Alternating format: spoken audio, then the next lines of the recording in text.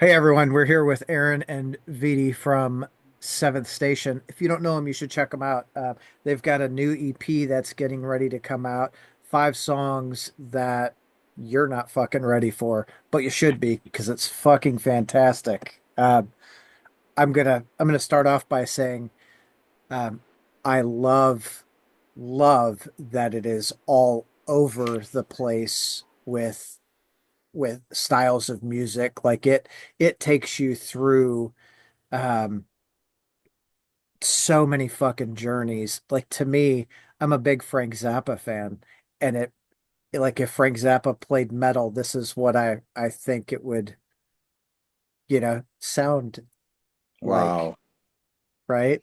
Like it's fucking amazing.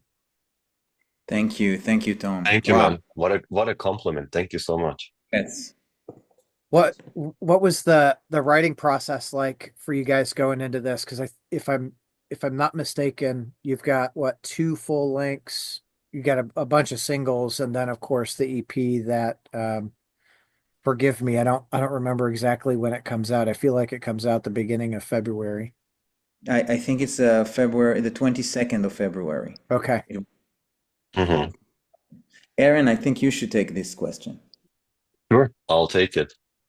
So, our last full album release was Heal the Unhealed, and we were exploring a lot of different ideas and stories and whatnot, but there's one particular track in that record called The Ruthless Koba, and this was a part of a trilogy if you go back to the Heal the Unhealed concept, but this one is arrangement we made of Shostakovich's symphony's second movement, the 10th symphony. And we felt it was right because it was in the context of this Soviet era that we were being the narrators of and the storytellers of. And following up with that, we had a lot of fun doing that. And before we entered into a new domain of stories and whatnot, Vidi had this amazing idea, and he said, "You know what? Why don't we take that idea and make an EP of it so that we can pay our respects to our heritage and roots from coming from classical music and whatnot. I mean, contemporary classical, of course, but also to just build on the sound palette and the story palette that we try to experiment with that track. And then what came out, as you know, is completely all over the place in terms of colors, spectrum, and whatnot. The writing process actually was not a really writing process because the music was written before. So these tracks are from contemporary classical composers. We have Shostakovich again, of course. We have Villa-Lobos, we have Schnittke, we have Vaughan Williams. I'm missing one. Who am I Kupetsky. missing really? Kopetsky, the percussion guy, yes. So the music in terms of the blueprints was ready as of a notation thing. But how we executed that, of course, was our writing process in terms of arrangement and finding sounds. And we took it from a perspective of if all these composers were able to sit down in front of the mixing board today with all the sounds, all the synths, guitars, drums, you name it, like if their instrument of choice was not an acoustic orchestra, but if they could possibly do everything they had on their palette in terms of sound colors, what would that be like? And that's how it came to be, actually. And especially from the vocal world and the synth world, we did a lot of crazy stuff, which is very interesting to us. Yeah. And we didn't really approach this as like, let's make another progressive metal record. It was more like, let's just take this to the place we think or we feel where it could have been if they lived in 2025. And that's basically how it came to be. That's like what a cool fucking concept, to like pay homage to essentially, these amazing composers, Hmm. which I don't think a lot of people really touch on anymore. Yeah. And you know what's interesting? All these, especially the contemporary classical world, is actually prog. There's a lot of prog in there. Yep, Just like we have a lot of influence from them in the prog metal world, we can actually, I look at it as like, it's like unplugged prog. Okay, it's not like a regular song form, like a chorus, verse, whatnot. sure, But in terms of the feeling idea, the coloring and the contrast, there's a lot of prog in there. And I think a lot of people who are not exposed to this part of the music world would find a lot of interesting ideas that these guys were prog in a very different universe, but they were doing their own prog. And what's nice about this EP is that we are trying not also to introduce ourselves, but hey, we've been listening and studying this music for our entire lives. You may not have heard any of these composers, but you should definitely check it out. for sure. Yeah. Yeah. That I think that's the cool thing about having these conversations is like for me, it turns me on to a lot of other artists that I wouldn't necessarily go and seek out and go, oh, I'm gonna go listen to this, but what a again, what a cool fucking concept. And I'll say it 100 times today for sure. The EP from start to finish is like it's such a fantastic like piece of work. You guys are you're so tight and on it through the entire recording that I'm fucking astounded with it. Like Thank you. it's just beautiful. Thank you. Thank you very much. So when with that concept, rolling through that concept, of course, not necessarily writing, but when you guys went into record, did you feel like added pressure doing the recording to make sure that you were extra tight, or was it just super relaxed, like we got this? I think it was a little bit of both. When it came to the execution was something we all worked really, really, really hard at home to make it happen. Uh, all of us are from different countries, so we don't have the availability of a rehearsing room all together. So it means extra pressure, extra responsibility for each of us to bring the best out of it without having the other band members next to us to give the feedback immediately. We have Dima Alperovic, he's our guitar player, and he traveled around. He came from Slovenia both to Turkey, to Ankara, and both to Haifa in Israel to be like another ear to art direct the entire thing, but we could not rehearse together. So it was only at the day of the recording that we've met in person. So a lot of responsibility. There was some stress in it. It was also really important for us to finish it pretty fast. We felt like this is an idea we have to execute as fast as possible, just to keep everything fresh. Yeah. Again, because we're not, it's a long distance relationship, this band. So because of it, once we start an idea, we have to finish it really, really quick before everybody else has to go back to their other projects and other parts of Lives and life. whatnot. Yeah. Yeah.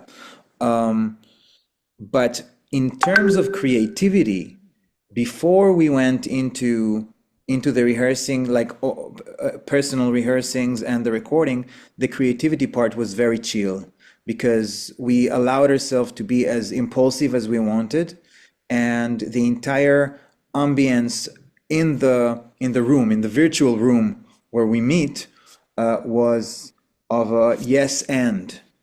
How can we make it more crazy? I have this idea. Okay, what happens if I add this thing? And it was always about trying to be as authentic as possible when it comes to our intuitions. So if that sounds like a funny idea, even if it's a funny idea, it will make someone smile while we are recording this. Okay, let's add this small phrase of 8-bit. Eren is doing crazy stuff with 8-bit music over there in his synths. Um, we were just trying to have fun with it. And after we were done with the creative part, then we were like, oh no, we have to play it as well. So Oh so shit. oh shit. So that was the Yeah. stressful part, but eventually I think we made it more relaxed than the last record. The last record was like really intense. This one was a smoother ride, I'd say. Yeah, I went back and I listened to the 2016 release. Of course, I listened to the 22 release, and I feel like as a whole, like you can see your guys' growth as musicians with each release, which is I think from a fan's perspective is you know, I always want to see the musicians that I'm a fan of grow, and I want to be able to recognize that on album. Like try new things. There's new concepts, new phrasings, right? New nuances in the songwriting process, and to see that is it's fucking amazing. Like that's one of my favorite phrases. I think fucking amazing. Fucking But amazing. yeah. But to see you guys and to know you're all in different countries and trying to do this collectively is impressive, right? So like where we are today with technology and the ability to have these long distance marriages and not just a verse chorus verse like songwriting process. It's uh it's really awesome to see because back like I mentioned earlier I'm old, so I remember the days where it was like you would call someone on the phone and mail them a tape, Whoa. right? Okay. And they Yeah. Beginning Yeah. 90s, yeah, 80s as Yeah. Yeah. well. yeah, 80s so as well. Yeah. you didn't really get into like email and file sharing until God, like barely late 90s, but it really you were early 2000s before that really became a solid thing, so it's cool from an outsider's perspective to see you guys doing that now. So where's everyone like stationed at, or where's everyone's home bases now? Where are we based? Dima, our guitar player and the main mastermind of the band, is originally from Belarus. Then he moved to Israel. This is how me and Dima met. And then he got married and moved to Slovenia. So he's there. Um, yeah, all over the place. Aaron is in Ankara right now after many, many years of being in Boston, right? Living in Boston. Yeah. Yeah. In United States. Yeah. In 10 years of living in US. Yeah. Myself is in Israel, and our bass player is originally from the Ukraine. His name is Alexei Polyansky. He's originally from the Ukraine, now residing in Jerusalem, Israel. And our drummer, Grega Plumberger, is from Slovenia as well. Okay, man, that's like that. It's cool to see like people from different areas and like the music they come together and create because sometimes it can be just real good straight like three chord punk rock, and other times you have these beautiful arrangements, like you guys have, and I like I'm so impressed with how the EP starts, with 3 days in Dresden, and you get to Melodia Sentimental, which it is, I'm gonna say gorgeous, and that does not do it justice. Like it Thank is you. such a beautiful piece of work. And to end, with Nagasaki Kisses, which is like I I just you guys literally touch on everything through there, and to know that you you don't have the ability to get together and practice collectively prior to going in the studio, and to hear that finished product, man, good on you guys, because that is I think that's what every musician strives for, to put together these compositions that are tight, and they don't sound they sound fresh. You know what I mean? Like everything sounds fresh and tight, and it has it has a breath of life to it through everything. Wow. Yeah, yeah.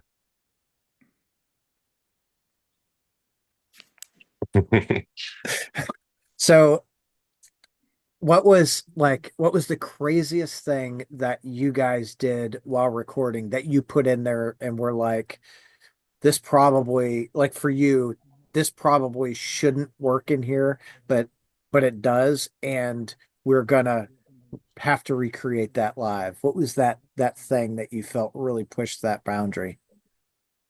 Ooh. Well, there's a lot of moments like that. There are a lot of moments like that. The days in Dresden picks up from where we left, and then we go into the crazy territory, right? The interesting thing is one of the things I really like as of our approach, and Vidi actually personally, is that he's not a lyrics guy and thank you very much guy. He's an instrument. You can see and hear in the EP that he contributes also like an almost like a vocal synthesizer, that he has a lot of laughing, rich sounds, horror sounds, screams. There's like this drinking scene in the Nagasaki Kisses and the jazz section, and all the people just going berserk and whatnot. In terms of synths, of course, there's the in Tropical Limbo, which is actually released in a couple of hours today. There's the 8-bit stuff that I took a lot of old Super Nintendo sounds. Uh, what else? Game Boy Advance sounds. Some of the instruments from all the Pokemon like Ruby, Sapphire, even like from Pokemon what? The Gold and Crystal and what I grew up with those. Yeah, And just to go beyond and what you said about how we are growing as musicians, I really appreciate that. And the interesting thing about that is just like the vocals, we don't write music and send it for vocals. We think of it as an instrument, so that there's not only lyric writing and melody writing, but the sound color. And he's so versatile in the amount of color range and spectrum he can cover, that allows us to think beyond the regular norm of a genre. And same goes for the keyboards. Let's say we have demos, and when I start to put sounds on it, I don't think like, okay, I have mellotrons, Hammonds, leads, strings, pianos, and that's it. Like, or maybe electric pianos, like the usual keyboard player for a band kind of mentality. yeah, And I have to mention the biggest inspiration for that exploration of sound comes from me, from my mentor, of course, Jordan Brulis from Dream Theater. That listening to his contribution in the band, also his personal work, made me throughout the years think that, you know what, progressive metal keyboards does not have to be constrained by the idea of progressive metal keyboards. right. It can be anything. So all of these crazy leads in Schnittke, actually, there's a lot of sound design, there's creaking doors, there's wind rustling in Tropical Limbo, there's whales flying in the background, there's seashore.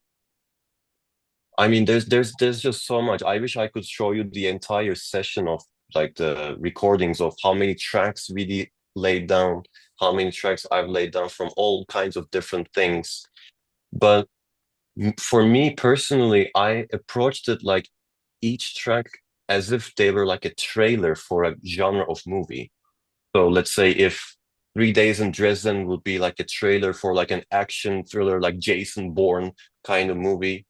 and then uh Eske Schnittke piece will be more like a horror piece that is more creepy, dark in the goth sense, like the horror sense. Tropical Limbo, of course, all out fun, entertaining 8-bit video game, almost like us as a progressive metal visiting like this 8-bit island and trying to find out what's going on there. And our drummer Grega is also a classically trained percussion player, so we have a lot of marimba featured in that. And it's like we went to the 8-bit island and found the local marimba guy, and then we did like a collaboration kind of scene of a movie. Villa Lobos, romance, Wong Kar-wai, anamorphic lenses, warm colors, film, analog film stock kind of feeling. And Nagasaki Kisses, almost like a Hollywood production. This whole epic journey of going up and down in the beginning, and then in the middle, we go to a bar, to a jazz section, and people are drinking, having a lot of fun, and then going back to the outside world to deal with more like whatever the story would entail. And of course, at the end of the day, we have the resolution of the song, which is the epic guitar solo. And right before it, there's the breaking point in the story, right? The movie come like some stuff happens, and then there's this really intimate moment of this choirs. Maybe we thought the main character was dying, and then we had all these angels and children and whatnot, and then suddenly, no, he's alive. And then this epic ending of this movie and whatnot. Exactly. So it's a very visual thing, Yeah. and seeing and keeping that visual as of the feeling completely contributed to the craziness of the sounds we made, because at least for me, I treat it like a soundtrack for five movies that was never made. That's a really awesome way, like, and really unique way to to approach songwriting, looking at each as their own entity. And it's like for you, the way you describe it is so visual, Mhm, the colors and the soundscapes. And like for a listener, you I get that. Right. mhm, Listening to it, you listen to it, and it is a very visual listen. It's one of those things like I obviously I'm a headphone guy. I want to, mhm. you know, turn the lights off, Yeah, throw my yeah. headphones on, turn it up, and just go on the journey. Exactly. You know, Because the most important thing is the story. We serve the story in each track we make. There's a story going on, and we want you to be a part of that story, to for you to be in the story rather than thinking like, oh, there's some great guitar playing or this playing or there's this some. No, there's something going on, and we serve the story that we want to share with the audience. And everything that we make serves that purpose, because we are musicians, of course, but we are storytellers. yeah. The story part encapsulates what people find attachments, because they might find personal things in their own story that we might be touching on. So it's all about the storytelling, and we want to invite the listener not only to a musical experience, but into a story where music is actually the medium that we take, because we are musicians, to tell that story. Yeah, that's something that I've always enjoyed with music. Same, the same thing for me is I've always looked at each song as a story, and I prefer um I prefer full album concepts, right? I think every album, if it's done right, the entire album is a piece of art, and to get the full story, like with the EP, you're saying five it's like five different movies or five different trailers, and I'm looking at it like it's all in the same by the same director and by the same person, Yes. right? It has a common theme through it. So we're at Fast and Furious 5, or whatever it is, listening to it, which is is cool because it does touch on obviously, right? You guys introduced a lot of elements, the marimba and the 8-bit and the keys and strings and the vocals. Like I think for a listener, I hope for a listener that they have the ability to sit down and appreciate it the way you wrote it, you know. I think it's a really demanding album. If you think about the attention span that people have nowadays, it's getting shorter and shorter, Yeah. and we kind of went against it. So it was important for us to write something that we would like to listen to. And I'm hoping, we'll meet more people like you on our path that are also looking for that specific moment that you can shut off the lights, take the clock away, take the Facebook away, and just like, 10 years ago, just focus on one thing at the same time. I think a lot of people are really searching for that now, because we do have my life is so busy.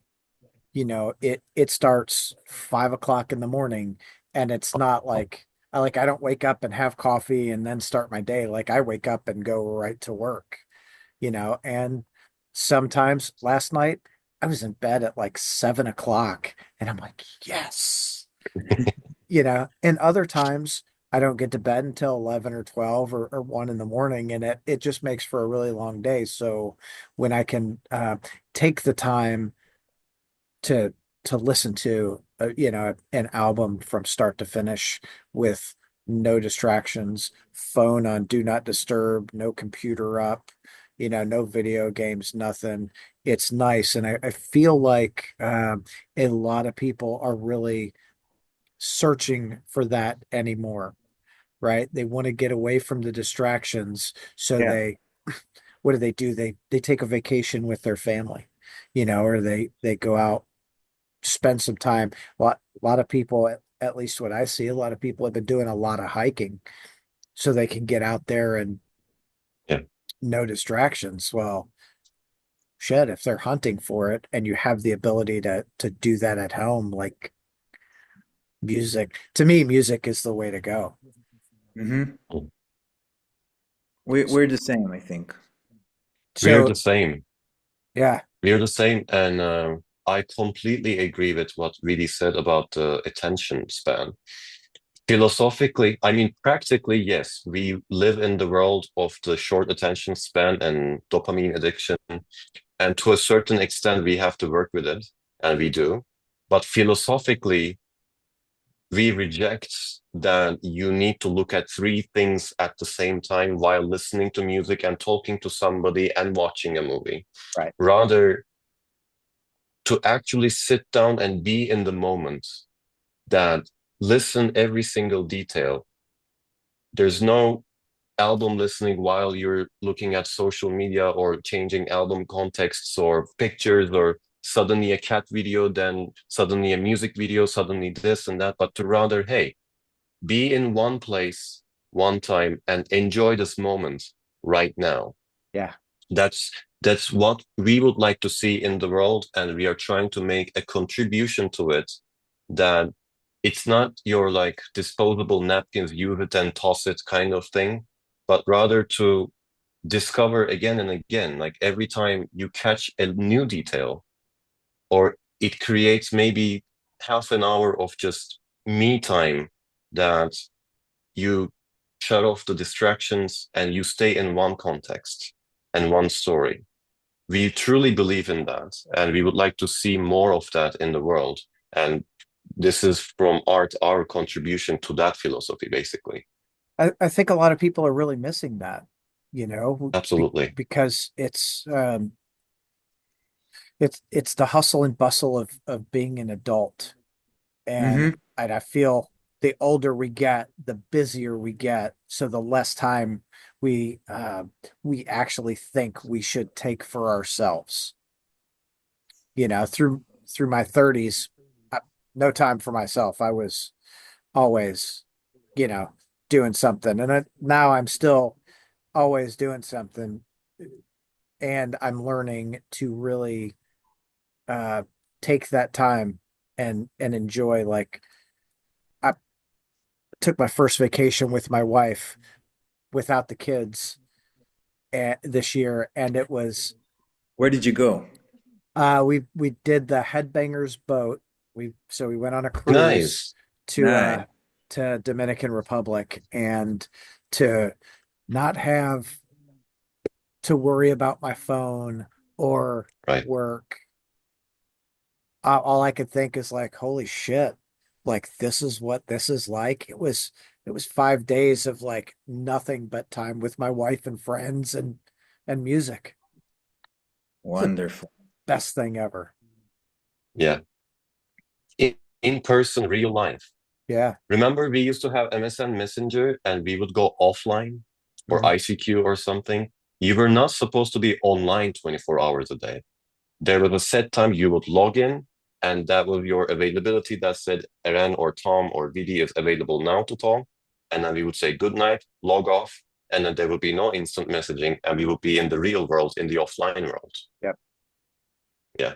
We don't have that anymore, and I think that's part of the issue with like teenagers and preteens, right? Like in those times, you had your friends at home and you had your friends at school, and they weren't the Hmm. same friends. So if you had an issue at school, you were able to come home and decompress and get away from it. And now Yeah. that being constantly connected, if someone's being a bully or being an asshole or whatever they're doing, It's they every don't, yeah, there's no chance to get away and decompress and go, cool, fuck him. I don't need to talk to him right now. It's like everyone's like, oh my God, did you know? Blah blah blah blah blah. And it's this constant noise that Hmm. we need a break from. Yeah. What do you guys do to like take your break from creating and just enjoy being in the moment? That's a hard question. I love the cinema. I go to the cinema. I shut off everything, and sometimes I'll watch two movies in a row, just very late at night, in a cinema theater. That that's good for me. It sounds funny, but I also love sitting in the bus to take a trip on the bus. If I don't have a lot of time, I'll just go on a very long bus in my city and I will just like go do the full round and I go back. And we have a beach here, a very beautiful beach. So I'll try to take some walks along the beach, um, stuff like that. And music, of course. I like how that is the afterthought. Like, Yeah. and music, but the cinema, I get. What do you do on the bus? You just like people watch? I put music in my ears and I people watch. Do you make up stories for the people? You're like, oh, that's Joe. He's going to work today, and on his way to work, he's gonna stop I and he's gonna help four people or whatever. I actually just did it today in a coffee place before the interview. I just sat down, I had to catch some sun and yeah, some people have like they don't know, but they have like really crazy lives. Yes. They don't know that. And some of them have superpowers as well. I love the superpower thing. I never thought to do that. Try that the next bus ride. Yeah. We do. My wife and I, we make up stories about people, and they're always good stories. It's never like, they're well, sometimes they're out murdering people because they have that look about them. Hmm. You're like, man, I bet he killed like 27 people in his like heyday in like a 12-hour span. And now he's Yeah. just a barista. Yeah. I was just hanging out. What's up? What about you, Aaron? Uh, well, I do listen to a lot of different genres and kinds of music, which I really like. Enjoy finding new things and new ideas and completely out of the metal scene, by the way. Some like one of the great examples would be this label called ECM, Edition of Contemporary Music, that is I don't want to call them a jazz label because they're so much more than jazz. I would say it's like a European jazz, but it's very different ideas and whatnot. I keep finding a lot of different interesting ideas. I read a lot, from books to articles to papers about new technologies or whatnot. I like drinking, not to on an alcoholism level, of course, but what I do is like pour a glass of your favorite beverage or drink, whatever. Put a record on, sometimes not even a record, just in silence. I have a small notebook next to me and I drink and think. I reflect. Because the interesting thing is that, for example, in comparison to what you said, I have to have my morning coffee. The world can wait 30 minutes for me to be the better version of myself, because if I don't have that coffee, my capacity of productivity and communication may or may not be at the level that is required from me. But for that, I have to take care of myself first. Yep. The world can wait at least a little bit of time. It's not going to break or make anything. But if this breaks, then nothing matters. If this is not there, if this is not there, then you can be CEO of a top 50 like S&P company. But if your mind breaks, then the whole world breaks and everything that depends on you break. So it is crucial, essential for, I see it part of my work. I have to take care of the person who is executing the work. If it doesn't allow me to take care of myself, then I won't be as productive. I won't be as at peace with what I'm doing. And a lot of this self-reflection time, I see a part of my work. Because when I read, I have different ideas for stories or how storytelling is. When I read about technology, I find out what's the latest capability of what we can potentially produce. When I'm just going back and thinking about the past and some of the decisions we all make, to reflect and see like, oh, maybe saying this or that or behaving in this way or maybe handling the situation in certain ways would have been better.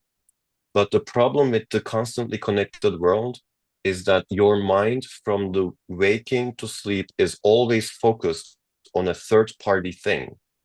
We need as humans the time to let our brains be. The brain needs to do like almost like a hard drive defragging back in the day. Like the brain needs to just do its thing, not looking at the screen, not listening to something, but just to, okay, you want to think? Go ahead. And you find out that it jumps like a monkey from here and here and here, this idea that, and then sometimes it's on a branch and it's just not letting it go. And you're like, oh, he has problem with there. Like maybe this affected me more than I allowed myself even to think about it. So that's very important. Then that's a release from your system that maybe it's time to let that go. But if you're looking at the screen, the brain cannot do the maintenance because it's processing information. If you're listening to something, it's processing information. But if you have a morning coffee or like an evening glass of like whiskey or beer or your favorite, let's say, and you tell your brain, the time is yours, the stage is yours. The information is about you now. It's not about what I'm seeing, hearing, or sensing. It's about putting the information in the right places in my mind. Otherwise, the only time you can do this is sleeping and your subconscious goes haywire. And then in the morning, you're like, why did I even see those dreams? Well, did you take time for your brain to do its maintenance? The world does not allow us to do this, but we still have the choice to say, you can wait. I need my 30 minutes coffee. At least that's my personal take. So that I do Yeah. that a lot, basically. That's good though, because you're right. We don't, in our constant Constant grind, obviously, right? Like I do it every day, and it's Yeah. I take my Sunday as my day where I'm like, no Mm-hmm. work, right? I don't want to work, Mm-hmm. so I at least get that one day a week. But Mm-hmm. I used to give myself that morning. Mm-hmm. I had 2 cups of coffee, then my day started. And Mm-hmm. what I found is that caffeine, I needed a I needed a break from caffeine. I took a year off of like no caffeine. There was no coffee, no pop, nothing. If it had Mm-hmm. caffeine in it, I stayed as far away from it as possible. And I Mm-hmm. found in that year that my brain got clear and I had more energy. I was like, man, this is super cool. You're right. And now I'm back to drinking caffeine. I had a nice huge iced coffee this morning. I'm like, all right, let's do this. So what like Vidi, when you go to the cinema, what Yeah. kind of movie do you like seek out? Do you want action movies or funny movies or sentimental or I really like crime films. I'm a big, big, big fans of everything that has mafia in it. I really love it. Um, that's who's going to break legs for those promoters that aren't paying on tour?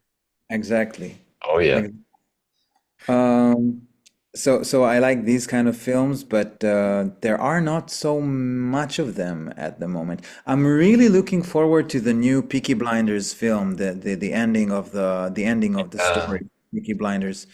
Um, so if it has some like historical elements, I really enjoy it. Um, if I just saw the new Nosferatu, the remake, which I really enjoyed. A lot of people said that was really good. Really good. Really, really good. I came with no expectations and I enjoyed it completely. I even traveled once. One of my travels was to Berlin to watch it, the old one from 1922, with the full orchestra playing the The sound, score. the score, while you have the silent film on gigantic hey, um, that's our screen. project. That's Berkeley Silent Film Orchestra. Really? Yeah, we did that in Boston. So I watched it in Berlin. It was amazing. So That's amazing. I have a lot of with the old films. I just watched it's called Der D-Book. I just watched it's a horror film from 1937. It was shot in Poland and it's a Jewish folklore exorcist exorcism story.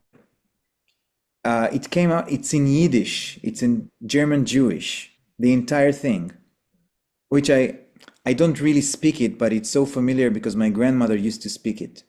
So it's really cool for me, traditionally, stuff like that. But the movie is amazing. What a So crazy time to make that movie too. Like yeah, in the history of the world, you know? yeah, Like, 37. 37 in Poland. yeah. Crazy. Wow. It's on YouTube with English subtitles. If you like very old horror films, just Yeah. look for Der D-Book. Okay. Derdybuk. Very cool. I'm gonna have to hunt that out and cast it to like my TV so I can watch it. Yeah, it's really cool. It's 2 hours long. It's a big production. Very, very nice. So I like the old stuff. I like American 70s cinema, the entire paranoia kind of a thing that's going on. I really enjoy these movies. Um, and if the hero is a really bad guy, I really enjoyed it as well. I just watched The Sopranos again, crying at the end again. Um, yeah, that's my chosen films. That's pretty awesome. Well, so Aaron, what about you? Like, do you have a specific style of film that you like to go after? There's okay. My time, okay, we need to divide it into two things. The actual like real life movies, and then I love animations. Okay. So I'm not gonna go animations first. In the movie world, my all-time favorite director is Wong Kar-wai from Hong Kong, and usually tells romance and not like comedy romance, but more about pure feelings and just communicating feelings beyond the characters with the colors, with the shots and whatnot. But one of his most favorite and most known movies is called In the Mood for Love. And I love that very much. And also, there's the Grandmaster who's about the unification back in China about the southern and the northern kung fu styles and whatnot. But it's all about the thinking in life philosophy and whatnot. The movie I have most watched in my life again and again is the Matrix trilogy. I probably know every single word that is being spoken in the entirety of the trilogy, and it had and still has a huge impact on me. In the animation side, I like series along my all-time favorite series is anime called Ghost in the Shell, Kokaku Kidotai. And this is a very highly philosophical and political animation. And it covers stories from like it's in the near future, like 2030s, 40s, basically. And it's a world where you are able to now replace most of your body with uh cybernetic parts, but you still look like humans. But also they replace 99% of the brain with like external memory and storage and processing power, but they're still a part of the organic material of the brain itself. But it explores these idea of if somebody could hack your memories and install your memories, did you really have a family in the first place? Or what does it mean? Or if you could transfer your mind to a different body, would would my perception of you would be different? Even if you did speak in the same way, even if you had the same ideas, how would I perceive you? Or if everybody is, let's say, cybernetic, and if you could hack people's eyes, you could be invisible. And there's a lot of political drama going around it because there's the governmental. It takes place in Japan, and there's a lot of political implications of using this technology in the way that can be exploited for benefit. Yeah. There's a second season of it, which is there's a lot of refugees coming to Japan with cybernetics installed. And there's this whole refugee situation going on. So when you think of anime, you don't usually think about these kind of topics, Right. but it does exist, and it's absolutely fascinating. In Netflix, they have two seasons new of it, and now they go to like 1984 mentality, like how that is being facilitated by technology, and people think they want that, but they don't. They're really living in their own matrix. But if you could control people in a way that they control themselves for you in the first place, so you don't even need to do that, and so on and so forth. So all of these Challenging detailed, reality. yeah, challenging reality and our own reality as a human being, as of stories and as of perception and whatnot, these kind of things. And on the other side, of course, human to human connection and romance and beautiful colors and Wong Kar-wai and all of that. Yeah. Yeah, that's awesome. It's funny. You guys are like, as far as like film go, you're completely different people, Yeah. which is super cool. Like that you guys, I think it helps with the creation of the music, man. Um, that's the beauty of a band is how all of these different parts come together and create this thing that has never been anywhere else before and will never be anywhere else again. It's like catching that, each song is like that, those couple of minutes in time that that you collectively have like molded, and this is our thing. I So really like Yeah, it. yeah, it's super cool to see. I think a lot of thank people you. don't realize what it takes for artists to get together and create something, as a collective, whether it's two or three or four or five people. Um, there's a there's a lot of I don't want to say tension, but there's that collective creativity. And when you're in something and you're writing a song, there someone's going to have an idea and someone else is not going to think that it necessarily fits that song right, Yeah, but it might fit another song really well. So to be able to I'm going to say put egos aside and listen and create together is it's it's the most pure thing that I can think of, because there's no ego. It's let's create this together. Cool. I'm going to listen to your ideas. I want you to listen to my ideas. Hell yeah. We're on the same plane. We're we're going after something, and that is just one of my favorite things in the world. No yeah. ego. I think it's a matter of trust. I think there could be tension, but as long as you have trust with each other, this tension can be deconstructed into a very creative flow. Um, yeah, I think you're right. Trust and In our respect. yeah. in our process, we are all in the band strong, opinionated people, not from ego, but we truly believe in what we are saying. Yeah. And whenever we have those moments, I like to think of it like two or three or however many you want, giant space entities like a galaxy or like a planet clashing into each other. And then there comes out a beautiful nebula. There's like a beautiful scenery. And at the end of it, it's not about any of us, it's about all of us. And I really, really enjoy that process. We truly push not only each other's limits, but our own limits, but what comes out in terms of creative colors from that is absolutely fascinating to me. And I truly enjoy every single moment of it with my fellow band members. Hell yeah. That is so fucking awesome. Fucking awesome. So fucking awesome. It's fucking amazing. Fucking Yes. amazing, man. I love you guys. You're so cool. We're Likewise. having a lot of fun with you, man. So are you. Yeah, I appreciate that. All right. Aaron Vidi, dude, I greatly appreciate you guys taking time out of your day to come and sit down and talk to me about of course the EP that's coming out February 22nd. For all you people listening, go pick it up, please. Um, and just sitting here and allowing me the time to get to know you guys.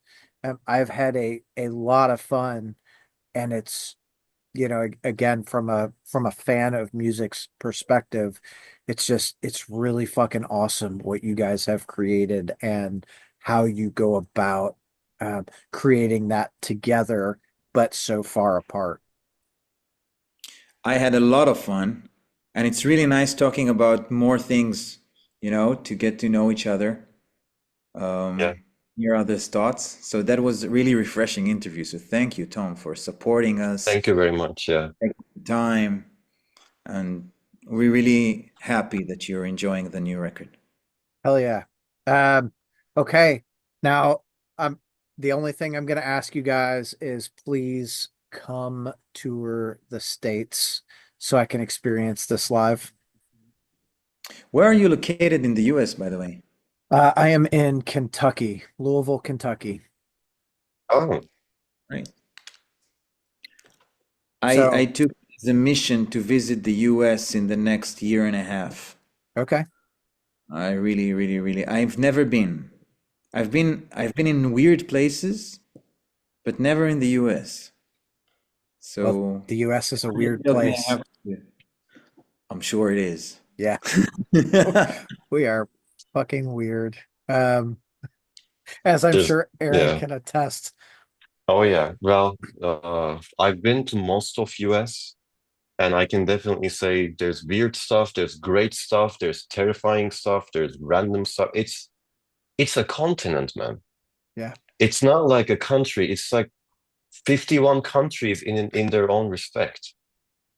And each of them have a story to tell and learn from. And what what's really interesting is that you see some American movies and whatnot, and you think like these people are acting great. They're not. That's the way they are. yeah, You think that it's just happening in the movies, but when you see like people walking on the street, sitting in the New York underground, I don't know, doing their things in Los Angeles or you name it, or just I've never been to where you are, but it's just vastly different worlds that you, if you don't go, you never find out that this is actually happening in real life. And it right. gives you a lot of perspective. Yeah, it's it's crazy. That's one of the reasons that I like to people watch because I don't care how good someone can write a script or direct a movie. It doesn't compare to what happens in real life. Hmm. Yeah. You know, it's there are, you know, if you want a horror story, just read. I mean, I feel like we have the most amount of serial killers in the entire world right here in the US. You know, we do stupid shit like mass shootings, and then you know, flip side, you have people that go the exact opposite way. It's just what a weird mixture of people, but I'm so thankful to be able to be a part of it because I feel like we are a melting pot from everywhere in the world. Hmm. Yeah. It amplifies who you are because it's truly the land of freedom, I would say, in the sense that you can just be who you are. And that brings out the true sense of who people are in the deepest sense, that you don't have to adjust yourself to a certain kind of norm or thing. You can just be who you are. But when we take that to the extreme, we see the boundaries of human nature that we don't usually get to experience because of societal implications. But when you give true freedom to people to be exactly who they want to be, you actually start to flip the coin around to see what human nature could have been also in Yeah. the good side and in the bad side. So in my view, it's a perfect understanding and just view of the true human nature from the very worst to the very best, basically. Yeah, that is exactly it, right? Like you can see how good and how bad people are, and it's, you know, sitting back and watching, it's funny to see, especially with all this political stuff. Hmm. Um, I'll just say I am of the mind that our the politicians that we have in power, whether we voted them in or they lost or whatever, they are not good for us as a people. And us as a people forget that it's okay for you to think differently to me than me. Can we have a conversation about it? Yes. Right? If we can have a conversation about it, like an intelligent conversation about it, and not get to name calling and pointing fingers. Respectful conversation. Just Absolutely. respect. You know, we could learn a lot, and I think a lot of the walls that we've built to keep people of different mindsets out, it would it would open up our eyes and go, you know what? I I can see why that concept works, you know, or why you think that way. But but uh, right, just be respectful. Yeah. Come from a place of curiosity, not like I know everything. Yeah. Hmm. Exactly. Oh man, this is too good. Uh, all right, guys. Again, I greatly appreciate the both of you. I've really had a lot of fun sitting here chatting with you. Um, Likewise. Vidi, you come to the US. If you want to come to Louisville, KY, dude, I got a place you can crash. Nice, I'll man. take you around. We'll go check out some of the cities in the surrounding area. You'll have a lot of fun. Cool. I'm taking this invitation. If I'm around, I'm letting you know. Okay, please do. I'm We'll talk about Cannibal Corpse and stuff like that. Yes. Yeah, like we could sit here and go through my record collection and Nice. Ooh, you would nice. be amazed. Everything from Tchaikovsky and Rachmaninoff to Cannibal Corpse and Slayer, like it is Amazing. the whole gamut. All right, guys, go have yourself a great day. All right. You too. All the Thank Um, you. best. Thank have you a so great much. night. Thanks. See you guys. Bye bye.